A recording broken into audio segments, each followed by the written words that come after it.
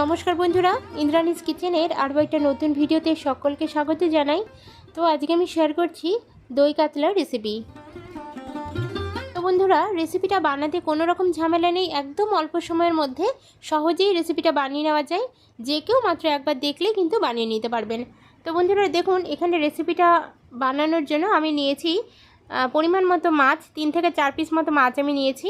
তার সাথে রয়েছে 4-5 চামচ মতো টক দই, আর তার সাথে রয়েছে গন্ধরাজ লেবু। এই কটি উপকরণ দিয়ে কিন্তু আজকে আমি রেসিপিটা বানাবো। তো চলুন কিভাবে বানাচ্ছি রেসিপিটা দেখে নেওয়া যাক।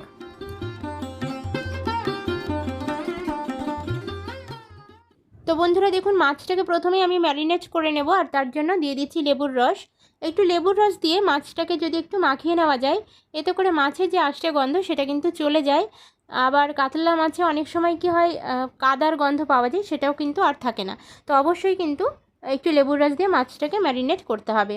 সাথে দিয়ে দিচ্ছি পরিমাণ মতো নুন, আর তার সাথে দিয়ে দেবো হলুদের গুঁড়ো। নুন, হলুদের গুঁড়ো আর তার সাথে লেবুর রস দিয়ে মাছটাকে খুব ভালোভাবে হাত দিয়ে মেখে নিতে হবে।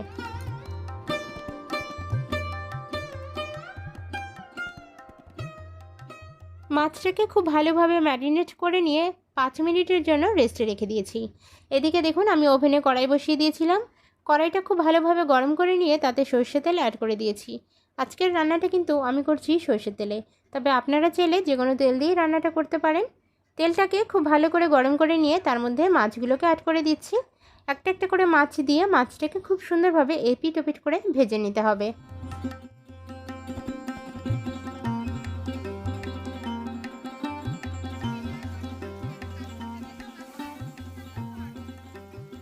মাছটা দেখুন এপিট ওপিট করে খুব সুন্দরভাবে আমি ভেজে নিয়েছি।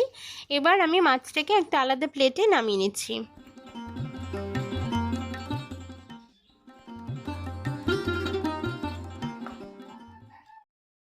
এবার দেখুন, আমি একটা পেঁয়াজ নিয়েছি, আর এখানে কিন্তু একটা পেঁয়াজেই যথেষ্ট, খুব বেশি পেঁয়াজ দেওয়ার দরকার নেই। পেঁয়াজটাকে একদম কুচি কুচি করে কেটে নিতে হবে, একদম কুচি কুচি করে, কোনো রকম মোটা ভাব যেন না থাকে। যেহেতু আমরা পেঁয়াজটা বেটে ব্যবহার করব না, তার জন্য পেঁয়াজটাকে কিন্তু একদম পাতলা করে কেটে নিচ্ছি। তো বন্ধুরা দেখুন, কতটা ছোট ছোট করে আমি পেঁয়াজটাকে কেটেছি।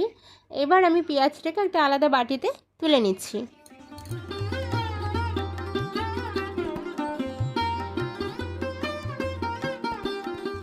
এবার দেখুন, আমি একটা মিক্সিং জার নিয়েছি। মিক্সিং জারের মধ্যে দিয়ে দিচ্ছি টমেটো, একটু বড় বড় করে কেটে নিয়েছি টমেটো। তার সাথে দিয়ে দিচ্ছি 3 থেকে 4টে কাঁচা লঙ্কা। এখানে লঙ্কার পরিমাণটা কম বেশি করে দিয়ে দেবেন ঝালের জন্য।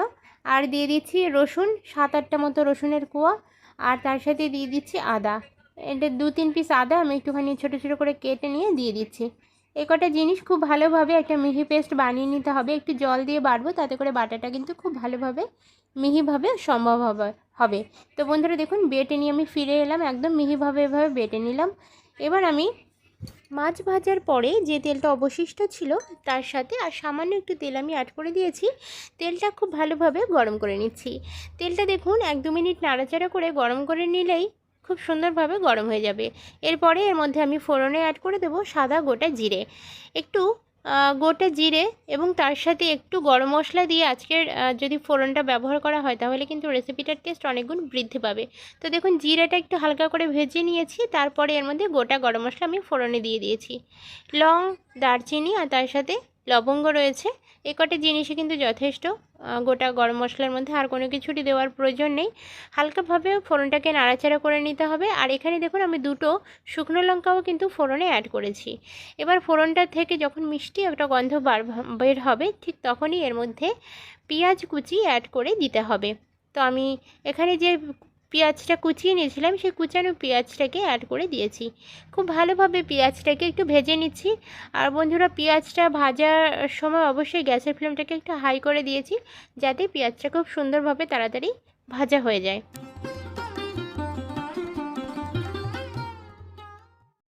পেঁয়াজটা দেখুন লালচে কালার হয়ে গিয়েছে। এই পর্যায়ে এসে এর মধ্যে বাটা মশলাটাকে দিয়ে দেব। বাটা মশলাটা দেওয়ার পরে 2-3 মিনিট একটু নাড়াচাড়া করে নেব। আদা রসুনের কাঁচা গন্ধটা যেন চলে যায় সেই পর্যন্ত একটু নাড়াচাড়া করে নিলাম। তারপরে এর মধ্যে আমি টক দইটাকে অ্যাড করে দিচ্ছি। তো বন্ধুরা এখানে বড় চামচের 2 চামচ মতো টক দই আমি দিয়েছি। আর টক দইটার যে জলটা সেটা যদি আগে কাটিয়ে নেওয়া যায় তাহলে কিন্তু খুব ভালো হয়।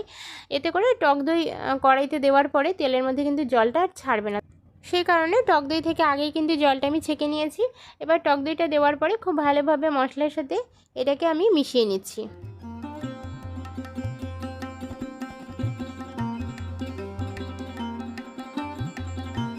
টক দইটা দেওয়ার পরে 1-2 মিনিট একটু অপেক্ষা করতে হবে তেল ছাড়া পর্যন্ত। দেখুন টক দই থেকে তেলটা কিন্তু ছেড়ে দিয়েছে। এই পর্যায়ে এসে এর মধ্যে আমি রেগুলার যে গুঁড়ো মশলাগুলো আমরা ব্যবহার করি সেই গুঁড়ো মশলাগুলোই ব্যবহার করব।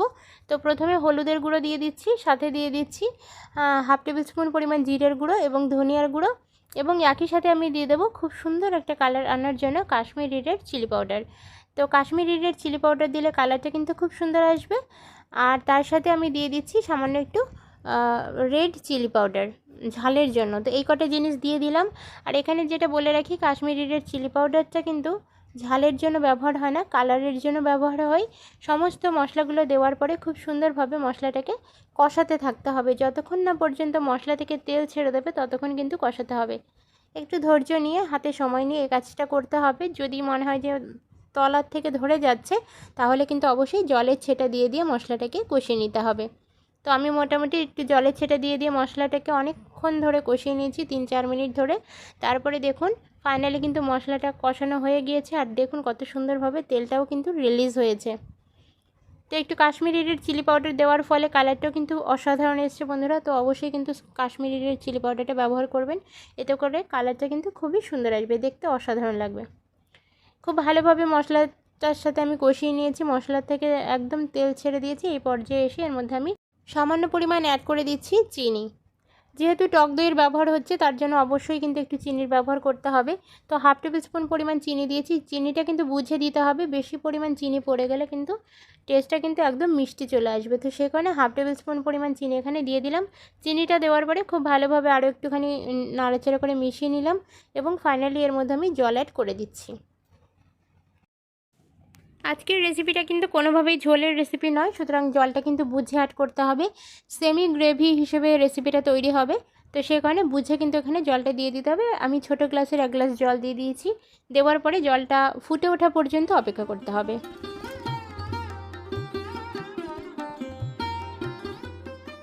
তো বন্ধুরা দেখুন ঝোলটা একদম পারফেক্টভাবে ফুটে ওঠার পরে এর মধ্যে আমি মাছগুলোকে অ্যাড করে দিয়েছি। একটা একটা করে প্রত্যেকটা মাছ আমি দিয়ে দিলাম। মাছটা দেওয়ার পরে খুব ভালোভাবে নাড়াচাড়া করে কুক করে নিতে হবে।